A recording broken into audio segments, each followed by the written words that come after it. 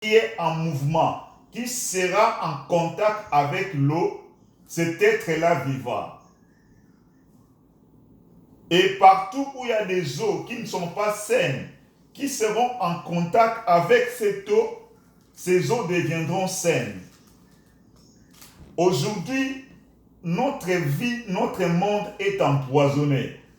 Empoisonné par quoi? Empoisonné par tous les soucis, empoisonné par toutes les mauvaises nouvelles qu'on entend.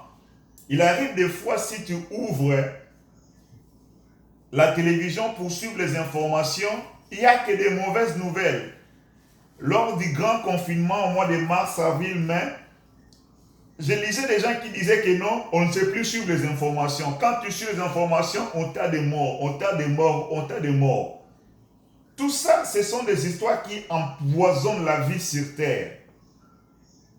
Et la vie n'a plus de sens, comme a dit, je crois, Cadmiel, que c'est Jésus-Christ, c'est l'eau que donne Jésus-Christ qui est l'eau vive qui donne la vie. Et cette eau-là, comme a dit la sœur Stéphanie, c'est le Saint-Esprit. Dieu fait couler de son trône une grande quantité d'eau, un fleuve, pour arroser la terre, pour donner la vie. Nous avons besoin de cette eau-là. Je vais vous partager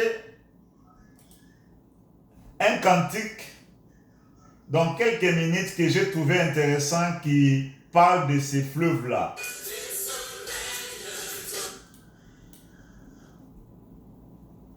Je vais partager mon écran.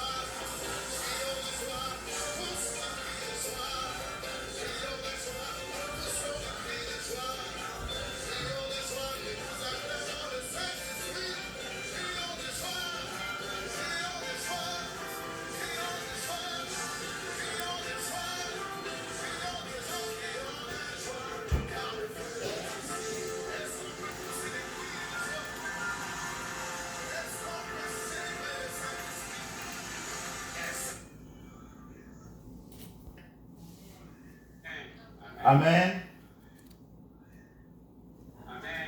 Oui, c'est juste, c'était pour résumer dans le chant ce que nous étions en train de partager, que le monde est empoisonné.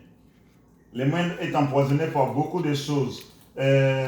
Vous savez, beaucoup de gens parfois, nous cherchons à monter, nous cherchons à avoir des connaissances.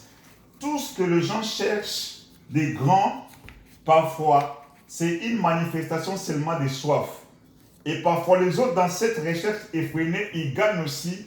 Mais après avoir tout gagné, le cœur est toujours assoiffé. Le cœur n'est jamais comblé. J'ai trouvé des gens, quand j'étais dans mon pays, des professeurs d'université, mais parfois des choses qu'ils font, c'est vraiment comme un enfant ne peut pas faire. La connaissance ne va pas combler, ne va pas étancher la soif qui est dans le cœur. Et nous avons la grâce de connaître le Seigneur, cherchons à être remplis de ce fleuve en nous, parce que là où, partout où Dieu nous enverra, nous devons faire couler ces eaux, nous devons faire couler ces fleuves. N'ayons pas les mêmes inquiétudes, les mêmes langages, les mêmes soucis avec les gens du monde. Le monde ne connaît pas cela. J'ai eu dans la grâce à parler avec beaucoup de gens élevés, avec beaucoup de grands. Le constat est toujours le même.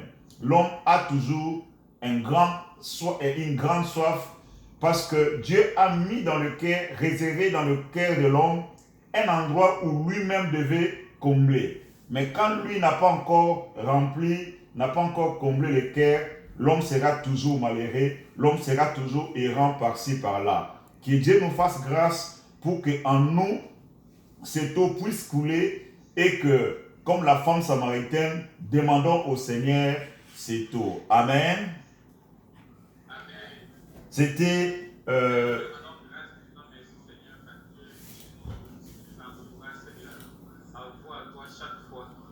oui, Seigneur, merci Seigneur, parce que ce soir, Seigneur, tu viens nous encourager à s'abreuver chez toi, Seigneur, parce que tu es le véritable roi, Seigneur. Quand on s'abreuve chez toi, Seigneur, on n'a plus soif, Seigneur. Quand on s'abreuve, Seigneur, à toi, Seigneur, on s'occupe plus des problèmes du monde, Seigneur. Tout ce qui nous occupe, c'est le royaume, Seigneur. Tout ce qui nous intéresse, c'est le royaume, Seigneur. Père, merci, Seigneur, pour ce soir. Que toute l'honneur, toute la gloire te revienne. Au nom de Jésus-Christ. Amen. Amen. Amen. Amen. Nous passons au témoignage. Si quelqu'un veut rendre gloire à Dieu, il peut le faire. Ça glorifie le Seigneur. C'est un signe de reconnaissance que nous racontions ce que le Seigneur a fait pour nous.